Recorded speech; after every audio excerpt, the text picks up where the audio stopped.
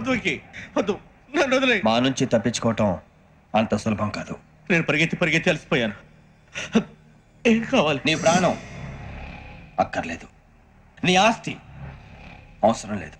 ఏదో అవసరానికి 2000 అప్పటి ఇలా చంపేపోతున్నాను జీవాజీ. ఆయన అప్పు తీసుకున్న తప్పించుకుని తిరగాలి కానీ ఆపేసి మీకు అక్కడ పెట్టండి. కొత్త అప్పు ఇవ్వకూడదని. ఇదిగో వెంకీ, కావాలంటే నీకు ఇచ్చిన పాత బాకీ మర్చిపోతాను, నన్ను వదిలే. మీరు మమ్మల్ని వదలనా? మేము మిమ్మల్ని వదలలేమండి. మీ దగ్గర అప్పు తీసుకున్న నిజం మమ్మల్ని నీలా వెంటాడు. అందుకు నన్ను ఎంత ఆడుతున్నారా? నన్ను అంతగా అయిపోలేదు. ఉండి లేదంటే మొత్తం లేకుండా పోతారు. ఇప్పుడు మీకు ఇస్తే జరిగేది అదే. ఇస్తే ఇవ్వండి, లేకపోతే మానేయండి, అంతేగాని శుక్రవారం పూట అశుభ మాటలు మాత్రం ఆడకండి. శుక్రవారం లేదు, శనివారం లేదు, అసలు వడ్డీ వ్యాపారం చేయడం లేదా? జీవాజీ డిస్కషన్స్ అనవసరం. ఇప్పటికి 18,000 ఇచ్చారు, ఇంకో 2,000 ఇస్తే 20,000 రౌండ్ ఫిగర్ అవుతుంది. 2 రోజులు తిరిగి ఇచ్చేస్తాం. వీళ్ళకి ఇప్పుడు దాకా ఇచ్చింది 14,000 కదా, 18,000 అంటాడేమిటి పెచ్చనాయాలు? పడ్డాడు కక్కుర్తా సంగతి మనకి తెలుసు. అసలేనయ్యా, ఇదే నేను మీకు ఇచ్చే ఆఖరి అప్పు. మీరు ఇచ్చిన ప్రతిసారి ఇలాగే అంటారు. ఇతనే వచ్చిందని తగలేయకుండా ఊరికే వచ్చింది ఏంటి? అబ్బాయి ఏం లేదండి. జాగ్రత్తగా ఉపయోగించి పైకి రావాలయ్యా. సరే, ఈ 2,000తో 20,000 సంపాదిస్తారు. అదే కూర్చొని ఆలోచిస్తాం. ఆ జీవగాడు ఎప్పటికైనా జీవితంలో పైకి రావాలంటాడు. రోజు ఇంత పైకి వస్తాం తెల్లడికి. రే, మనం దొరికిన వాళ్ళ దగ్గర అప్పు చేసి తాగెత్తనం. ఇలా ఎన్నాళ్ళు ఇచ్చే వాళ్ళు ఉన్నన్నాళ్ళు. తెలిసిన వాళ్ళందరూ అయిపోయారు, ఇంకెవరు మిగిలారా? అందుకే నేను ఎప్పుడు అంటూ ఉంటాను సర్కిల్ పెంచమని. ఒక 2 పెంచుకుందామన్నా ఎవడు కోఆపరేట్ చేయట్లేదా? మనం చూస్తేనే జంప్ అక్కడ. అరే వడ్డీ ఎంతైనా పర్వాలేదు, అప్పు ఏంట్రా అంటే ఒక ముందు రాడే. ముందుకు వస్తే వాళ్ళు వెనక్కి వెళ్తారని భయం. భయం భయం భయం, ఎక్కడ చూసినా భయం. ఎన్నాళ్ళు భయం? మనల్ని చూస్తే మనకే పరమ అసహాయం చేస్తుంది. మనకే కాదు, ఊళ్ళో వాళ్ళందరికీ కూడా అదే ఫీలింగ్. అందరూ డిగ్రీ 3 సంవత్సరాలు చదివి పాస్ అయితే మనం 6 సంవత్సరాలు చదివి పాస్ అయ్యాం. మరి ఉద్యోగం ఎవడి? ఉద్యోగాలు ఇవ్వక, అప్పులు ఇవ్వక, తాగేది ఎలాగా, బతికేది ఎలాగా? అరే మనం మాత్రం మనుషులం కాదా? మనకి కోరికలు ఉండవా? ఇప్పుడు మనం ఆలోచించాల్సింది అది కాదు, రేపటికి ఎవరిని చంపాలి. కాలనీలో ఎవరు సార్?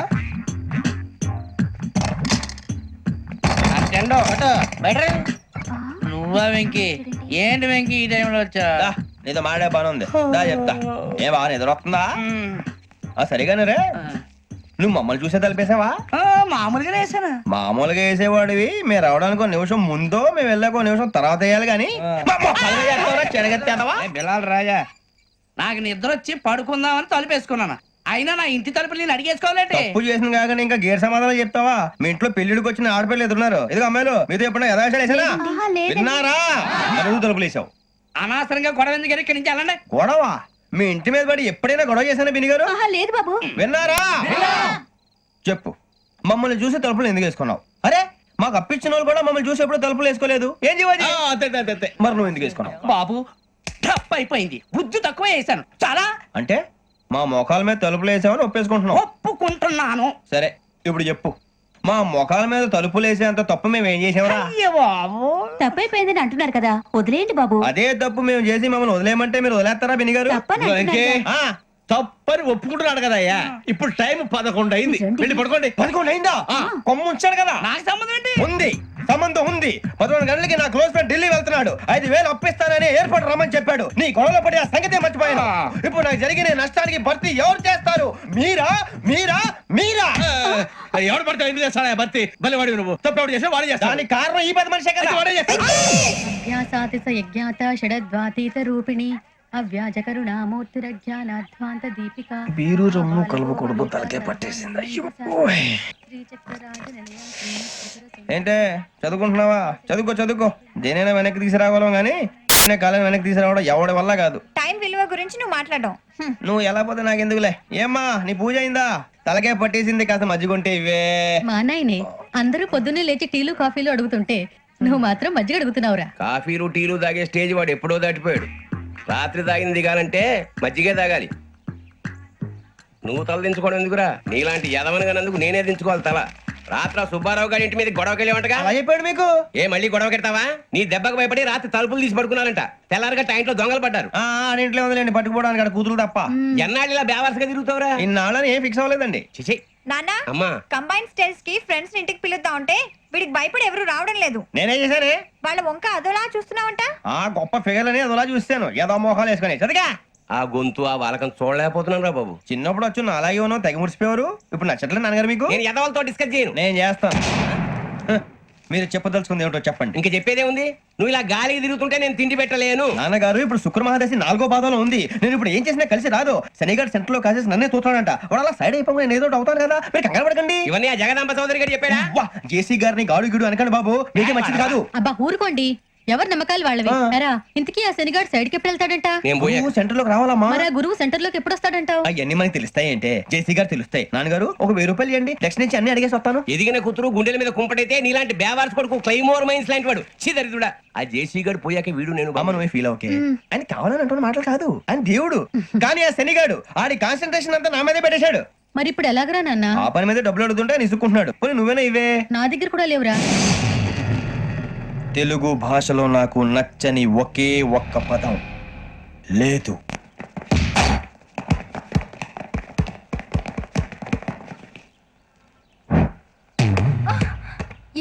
అరే సూరే బాల్ తీసుకురారా. సారీ ఏదో బాలి. బాస్కెట్ బాల్ మాలాంటి ఆడాలి. మీలాంటి మాసన కొడుకులు ఆడితే ఇలాగే ఉంటది. ఇలాగే ఇలాగే ఇలాగే ఇలాగే ఉంటది. అమ్మాయిల ముందు పోసు కొడతావా? ఆహా, అయితే నిన్ను కొడతా.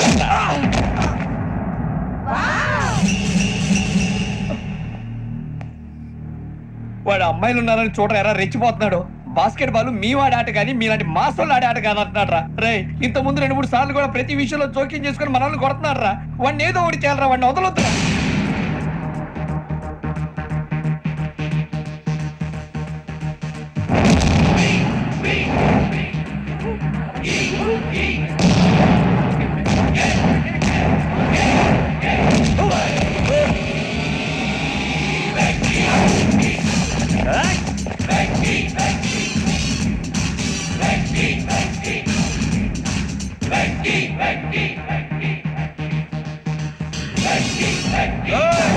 ఆడపిల్లలంటే ఎవరికైనా దెబ్బ తగిలితే అయ్యో అంటారు, మీకేమో ఎవరైనా కొడితే కామెడీ.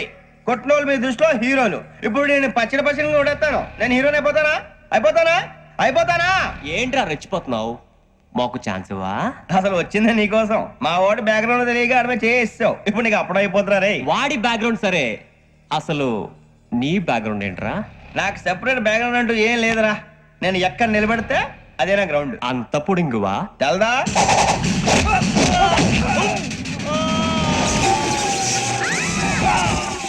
ఎవ్వా మన మామిడి కొట్టినప్పుడు వావ్ అన్నారు, ఇలాగే ఉంటుంది మరి.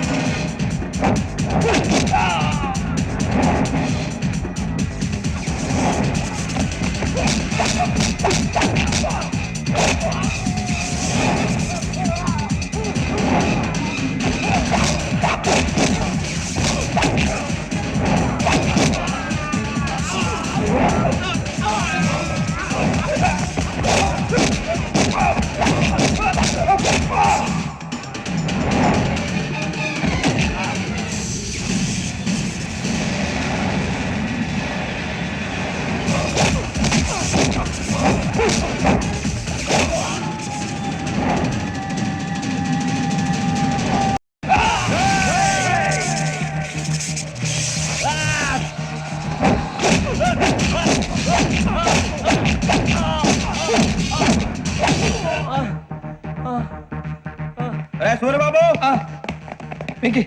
ఇందాక నేను కొట్టినప్పుడు నీకే అనిపించిందిరా? కుమ్మేయాలనిపించింది. మరి కుమ్మే. అమ్మో కుమ్ము.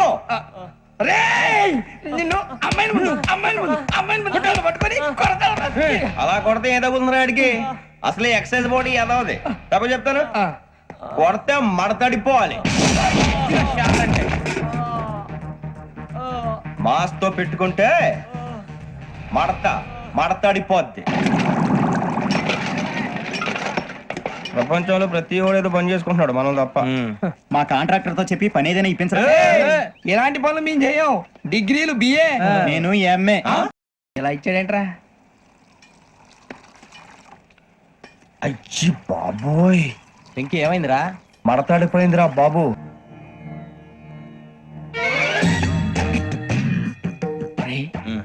మూసుకునే ఉన్నాడు, కొంపదీసి నిద్రపోతున్నాడు ఏంటి? ధ్యానం కళ్ళు మూసుకొని ఎవరినో కాంటాక్ట్ చేస్తున్నారు. అవునా? అబ్బా. రామ్ ప్రసాద్, నీకు నిజం చెప్పాలంటే బాధగా ఉంది, కానీ చెప్పక తప్పదు. ఎందుకంటే అది నిజం కాబట్టి. Correct sir, correct. ఏంటి సార్ అది? నీకు 40 ఏళ్ళు వచ్చే వరకు కష్టాలు తప్పవు. గురుజీ, అవి మామూలు కష్టాలు కావు, అష్ట కష్టాలనే చెప్పాలి. ఉదాహరణకు అవి ఎలా ఉంటాయంటే, దొరక్క నీకు ఫుడ్ దొరికితే అది నీ నోటికందే లోగా నీ కాలో నీ చెయ్యో తగిలే మట్టిపాలైపోతుంది.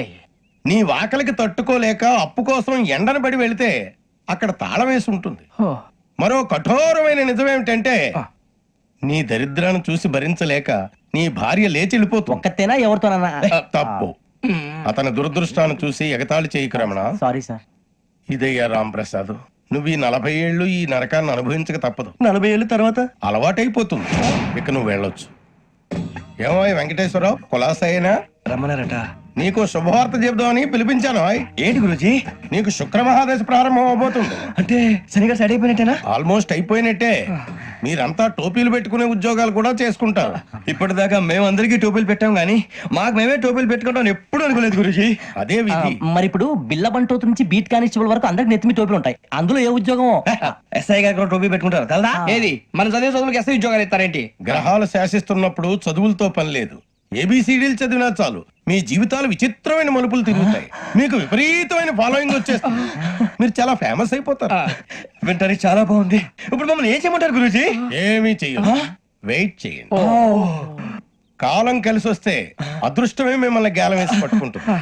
అంతవరకు వెయిట్ చేయండి. వెయిట్ చేసి కొంచెం వెయిట్ కూడా పెరిగింది. అయినా పర్వాలేదు, వెయిట్ చేస్తాం. అందాక ఏ అప్పు సపోర్ట్ చేసుకుని తాగుతాం. బ్రతుకుతాం అన్నట్టు అప్పు అంటే గుర్తొచ్చింది. అప్పు మీద మీ అభిప్రాయం ఏంటి గురూజీ? ఏంటరా కింద నుంచి మీకు ఎదుగుతున్నాను రా. ఇక్కడేం చేస్తున్నారు? మన టైం బాగుందిరా. ఎవడన్నా అప్పిస్తున్నారా ఏంటి? కాదురా, ఉద్యోగాలు ఇస్తారమ్మన్నాడు. గురూజీ చూసారా, చౌదరిగా చెప్పింది నిజమే. మరి శుక్రమాదేశ్ మొదలైంది. ఇంతకీ ఎవరా మహానుభావుడు? నమస్కారం. నమస్తే. అయినరా నేను చెప్పింది? ఆహా, సాక్షాత్ ఎంప్లాయ్మెంట్ ఎక్స్చేంజ్ నడుచుకుంటూ వస్తున్నట్టు ఉంది.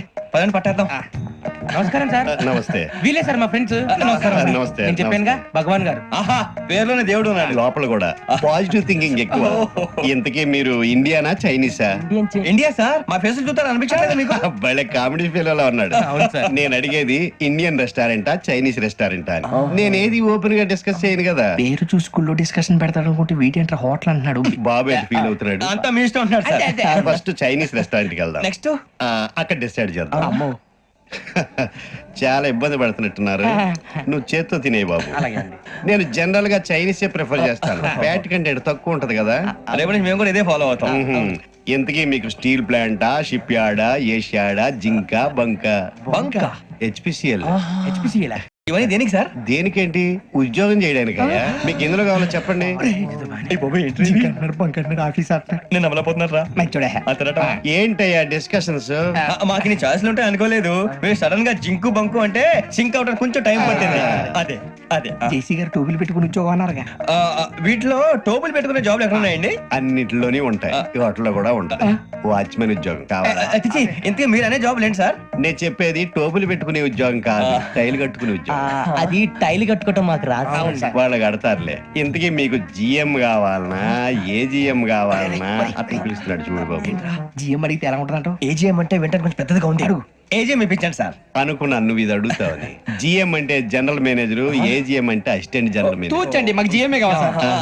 అది సరే కానీ భగవాన్ జీ, ఈ ఉద్యోగాలకి టోపులు పెట్టుకుని వెళ్ళొచ్చా? నీ ఇష్టం వచ్చినట్టు వెళ్ళొచ్చమ్మా. అయితే నాకు జింక్ లో నాకు స్టీల్ ప్లేట్ నాకు బంకులో గానీ. కన్ఫ్యూజ్ చేయగానే ఆయన్ని అందరికీ ఒక చోట ఇప్పించండి సార్. కలిసి పని చేసుకుంటాం. జీతం ఎంతండి? 30,000 అంటే 40,000. వడ్డీ ఎంత? అప్పు కాదయ్యా, నీకు ఇచ్చే జీతం. అంటే తిరిగి ఒక్కలేదా? ఫ్రస్ట్రేషన్ లో ఉన్నట్టున్నాడు. అవునండి. నువ్వు ఇచ్చిన వాళ్ళు తీసుకోరు. మాకు అవసరం కూడా అదే. అంతేకాదు ప్రతి నెల గ్రాట్యుటీ, పిఎఫ్, సిఎఫ్. బియ్యం కూడా సార్? నువ్వు యాక్ట్ చేస్తావా? భగవాన్ జీ, మీరు ఇదంతా ఎందుకు చేస్తున్నారు? ఊరికే మాత్రం కాదు, నేను మంచోడని చెప్పి నా కారు పెట్రోల్ లేకుండా వెళ్తుందా? వెళ్దాం. నేను ఇచ్చుకోవాల్సినవి ఉంటాయి కదా. కదా. ఇలా చూడు, అందుకని ఉద్యోగానికి వాళ్ళ ఆకారం తీసుకుంటా. మా గెటబుల్ చూసి మీరు అపార్థం చేసుకుంటున్నారు. మాకంత పొజిషన్ లేదండి బాబు. పోనీ నలుగురు కలిసి ఉద్యోగం చేసుకోవచ్చా? మీ దరిద్రం నాకు అర్థమైంది. థ్యాంక్స్. మీ నలుగురు కలిసి ఓ ₹1,00,000 ఇవ్వండి చాలు. నేను నమ్మనరా, డబ్బుల విషయంలో అసలు నమ్మను. నాన్నగారు మీరు అలా అంటాం భావ్యం కాదు. ఏదో జేసీ గారి సిఫార్సు వల్ల శని గారు సైడ్ అయ్యి శుక్రవారం దేశం మొదలైంది. ఉద్యోగం దానంతటి అదే వెతుకుంటూ వచ్చింది. అందుకని ఇంకేం కావాలో చెప్పండి. స్టీల్ ప్లాంట్ లో జీఎం అని పెద్ద పోస్ట్ అమ్మా. జీతం 30,000, నెల నెల ప్రమోషన్లు, సిఎఫ్లు, డిఎఫ్లు, పిఎఫ్లు, బిఎఫ్లు. ఇవన్నీ నువ్వు చదివిన చదువుకే. అబ్బాబే దీనికి చదువుకి సంబంధం లేదండి. చెప్పాను కదా శుక్ర మహాదశ. అది దాని పవర్ అనుకోండి, ఎఫెక్ట్ ఈ అనుకోండి. రోజుల్లో కూడా గ్రహాలు ఏటా nonsense. అబ్బా ఏంటండి వాడన్న ప్రతిదాన్ని ఇలా కొట్టి పడేస్తారు. చిన్నప్పటి నుంచి లక్షలు పోస్ట్ చదివించారు. అమ్మా నువ్వు లేని పోనీ పెట్టుకో. లక్షలు ఎక్కడైనా ఊరుకోరా, మాట వరుస కదాలే. ఒక 25,000 ఇస్తే వాడి జీవితం సెటిల్ అయిపోతుంది అంటున్నాడు. అంతగా ఆలోచిస్తారేంటండి? అమ్మా నాకు ఉద్యోగం రాగానే మీ అందరినీ స్టీల్ ప్లాంట్ షిఫ్ట్ చేస్తే ఓకే. నువ్వు చెప్పేదంతా కరెక్టేనా? నాన్నగారు మీకు అంత అనుమానం అది ఇవ్వకండి. సర్లే, ఇప్పటికిప్పుడు అంత డబ్బు అంటే కష్టం గానీ నా కెనటిక్ హోండా అమ్మాలి. నాకు తెలుసు మీరు ఆ నిర్ణయం తీసుకుంటారని, అందుకే పార్టీని పట్టుకొచ్చాను. బయట వెయిటింగ్.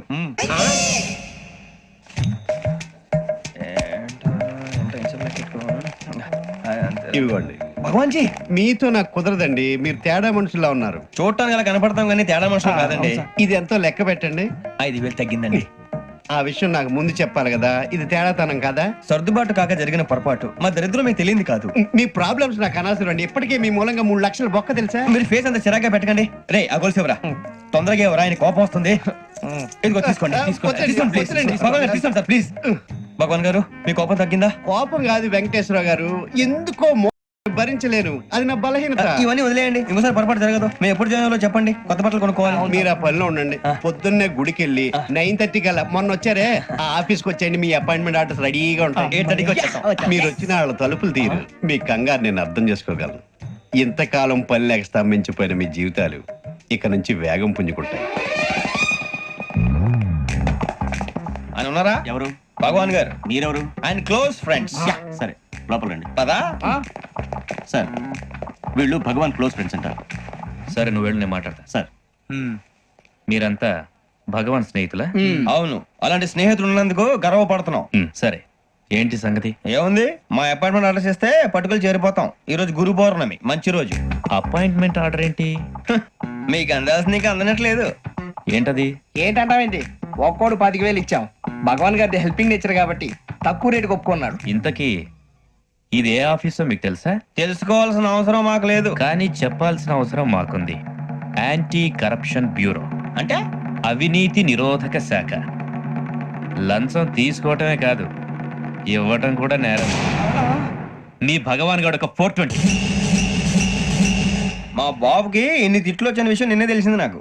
ఇంతవరకు మా బాబు నా ఒట్టుమే చేయలేదని మీ అందరితో గర్వంగా చెప్పుకునేవాడిని. First time man handing record 5,000 తక్కువ నా గోల్ చెలుగు లాగేస్తాడు. అరే కోపడకండి రా, వాడు ఇక్కడే దొరుకుతాడని మా ఫ్రెండ్ చెప్పాడు. తొక్క దొరుకుతాడు. మీకు జింక్ లో కావాలనా, బంక్ లో కావాలనా, స్టీల్ ప్లాంట్ లో కావాలనా, షిప్ యార్డ్ లో కావాలనా? అంటే ఎక్కడ పడితే అక్కడ ఇప్పిస్తారా సార్? ఎక్కడ పడితే అక్కడ, ఎలా కావాలంటే అలా చేసుకుందాం, ఇబ్బంది ఏమీ లేదు. ఆపరేషన్ లో కావాలనా? అవి గేమ్స్ కదా సార్. ఆ స్పోర్ట్స్ కోటాలు ఏవయ్యా? ఏమైంది సార్? ఉద్యోగాలు ఇప్పించమని ఎంట పడుతున్నారు. నువ్వు టచ్ లో ఫోన్ చేయ. అలాగే సార్.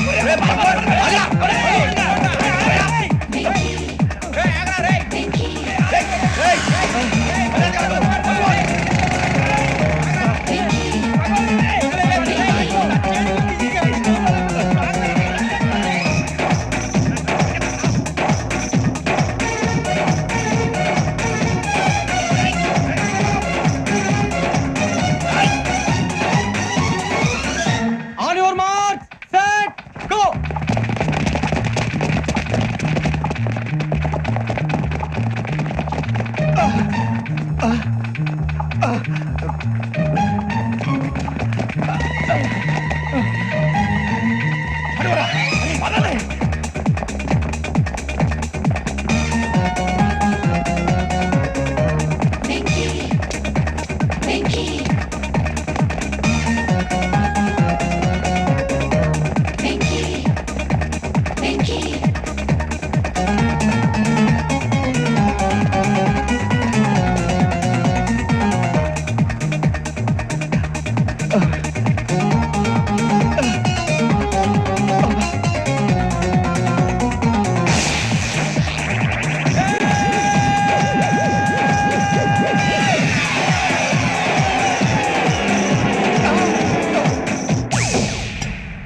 5.5 అవును సార్.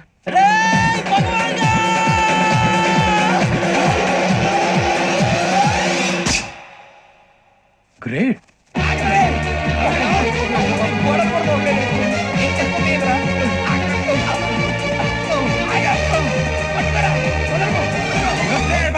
మీ నలుగురు సెలెక్ట్ అయ్యారు. దేనికి? ఎస్ఐ సెలక్షన్స్ లో మీరు ఫిజికల్ టెస్ట్ అన్ని పాస్ అయ్యారు.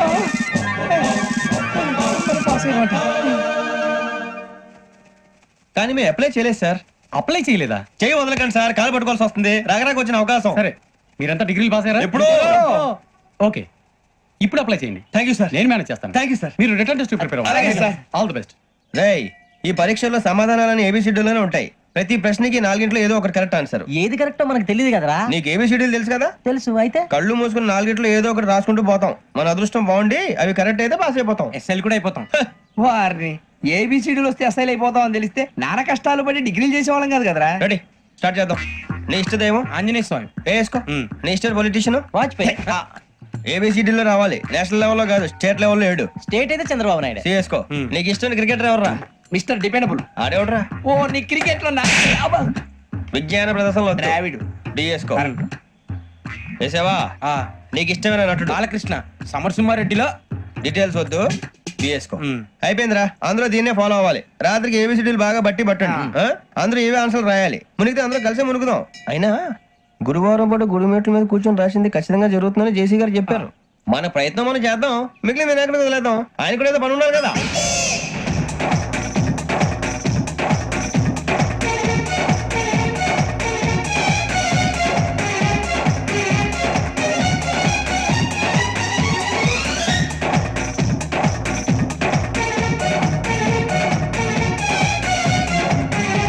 ఏమిటి అప్పుడే వెళ్ళిపోతున్నారు? మేము దేవుడిని నమ్ముకున్నాం, అందుకే ఫాస్ట్. వాళ్ళని నమ్ముకున్నారు, అందుకే లేట్. అర్థం కాల. మా కాన్సెప్ట్ నీకు అర్థమైతే గుండా సత్తావు. వస్తా.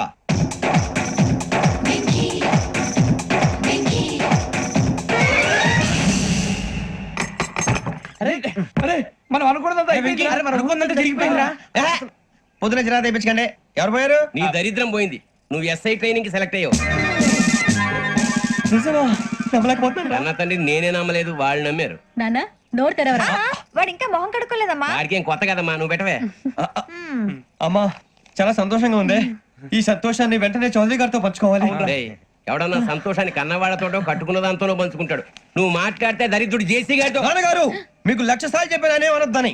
నేను ఈ రోజు పొజిషన్కి వచ్చానంటే ఆయనే కారణం. జగదాంబ చౌదరి గారు అంటే దైవాంశ సంభూతుడు. అయితే వెళ్ళి అదే వెళ్ళి ఆయన కాళ్ళమివ్వడు. లేవండి. మీరు మామూలు మనుషులు కాదు స్వామి. టోపీలు పెట్టుకుని ఉద్యోగాలు వస్తాయన్నారు, అలాగే జరిగింది. ఏబిసిడీలు వస్తే చాలన్నారు, చివరికి వాటిలతోనే ఉద్యోగాలు తెచ్చుకున్నాం. ఇందులో నాదేముంది? మీ గ్రహాల మూమెంట్ అలా ఉంది. అలా అనకండి, ఆ గ్రహాలు అలా మూవ్ అయ్యేలా చేసింది మీరే. వెంకీ, ఈ ప్రయాణంలో నీకు ఇంకో ప్రయోజనం కూడా ఉందయ్యా. వీళ్ళందరూ ట్రైన్ యాక్సిడెంట్ లో పోతారా స్వామి? కాదయ్యా, ఈ ప్రయాణంలో నీకు అందాల రాశితో పరిచయం ఏర్పడుతుంది. ఆ పరిచయం ప్రణయంగా మారి వివాహానికి దారితీస్తుంది. స్వామి, మాకు పొజిషన్ లేదని ఊళ్ళో లేడీస్ అందరూ చాలా చీప్ గా చూస్తున్నారు. తెల్లరా బాబు అనుకున్నాను, చల్లటి వార్త చెప్పారు. మరి మాకు నీకింకా కొంతకాలం బ్రహ్మచర్యం తప్పదు. వీళ్ళకి ఇప్పుడు అప్పుడే తొందరగా ఉందిలేండి. మేము బయలుదేరుతాం స్వామి. మిక్సెల్ టచ్ లో ఉంటాం. శుభం.